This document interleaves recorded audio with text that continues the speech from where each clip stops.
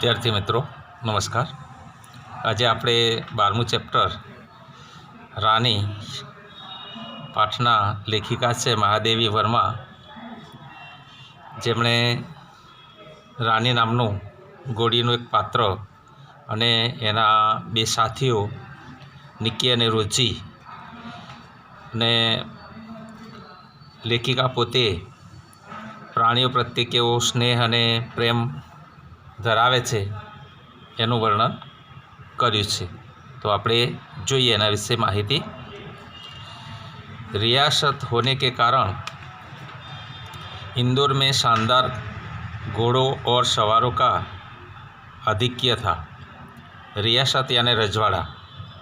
रजवाड़ाना समयनी अंदर राजा रजवाड़ानो जे समय हतो ए समये इंदौरनी अंदर शानदार घोड़ाओं अने एना पर सवार थनार जे व्यक्तिओनुं आधिपत्य हतुं, महत्व हतुं। इसके अतिरिक्त हम अंग्रेज़ों के बच्चों को छोटे टट्टुओं या सफ़ेद गधों जिसकी जाति के संबंध में रामा ने हमारा ज्ञानवर्धक किया था पर घूमते दिखे थे। अंग्रेजोना जे बाळको जे छे ए नाना टट्टू यानी के सफ़ेद गधेड़ा टट्टू एटले नानो गधेड़ू एना पर बेसेला बाळक एमां बेसीने बाळको फरता। रामा की कहानियों में तो राजा अपराधियों के को गधे पर चढ़ाकर देश निकाल देता था।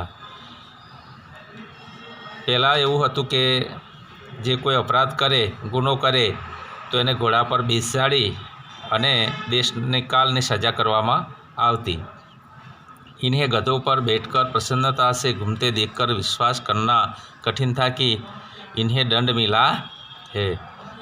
जे अंग्रेजों हता अने अंग्रेजोमांथी केटलाक लोको आवी रीते गधेड़ा पर बेसीने सवारी करता त्यारे एवुं लागतुं कि आ लोकोने कदाच ब्रिटनमांथी अपराधीओने अहींया लावी अने गधेड़ा पर बेसाड्या हशे। रामा के पास हमारी जिज्ञासा का समाधान था।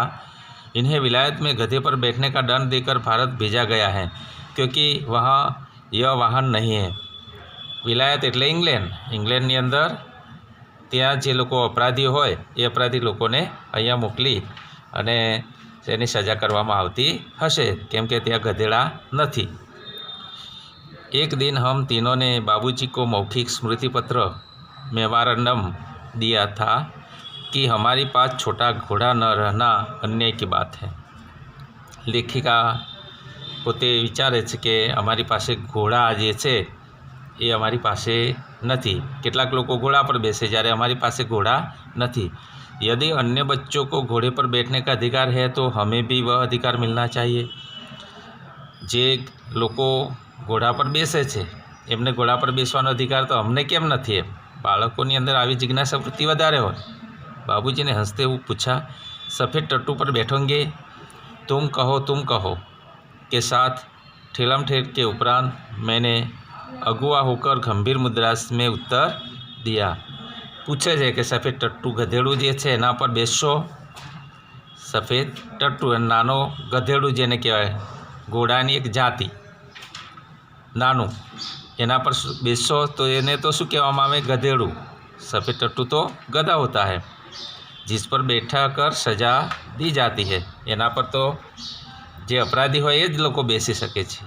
पता नहीं हमारे ज्ञान के वजस्त्र स्रोत रामा को बाबूजी ने डांटा या नहीं, परंतु कुछ दिन बाद हमने देखा कि एक छोटा सा चॉकलेटी रंग का टट्टू आंगन के पश्चिम वाले बरामदे में बांधा गया है।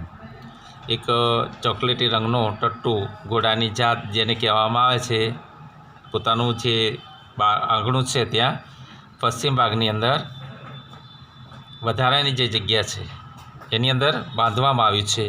बरामदा तो घोड़े बांधने के लिए बनाया नहीं गया था, अतः बाहर से टट्टू को लाने के लिए दीवाल में एक नया दरवाज़ा लगाया गया। जे एक दीवाल हती एमांथी थोड़ुंक जे दीवालनो भाग तोड़ी अने एनी अंदर राखवामां आव्यो हतो और उसकी मालिश करने तथा खाने पीने, घूमने आदि की उसकी देखरेख के लिए છુટ્ટન નામક का एक साइंस रखा था। જે ઘોડાની દેખભાળ રાખે એને શું કહેવાય? છુટ્ટન એટલે કે રાઈસ સાઈસ। અને એ ઘોડાને પૂરેપૂરી કાળજી રાખે, એને માલિશ કરવી હોય, ખાવું હોય, પાણી પીવું હોય, એને ફરવા માટે લઈ જવું, આ બધું એ દેખભાળ કરતો હતો। अब तो हम उसे उस छोटे टट्टू के से बहुत प्रभावित और आतंकित हुए। हमारे तथा हमारे अन्य साथी जीवों के लिए न मकान में कोई परिवर्तन न हुआ न कोई विशेष नौकर रखा गया।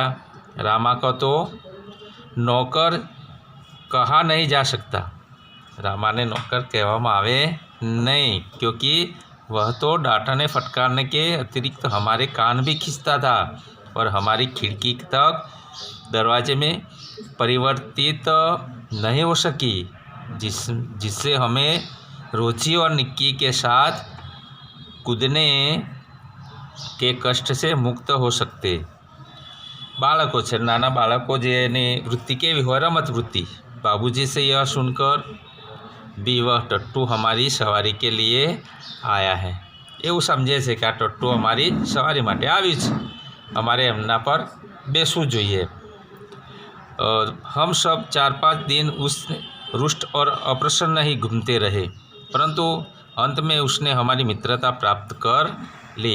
एनी साथे लोग फरवा चाले 4-5 दिवस सुधी मित्रता केळवी।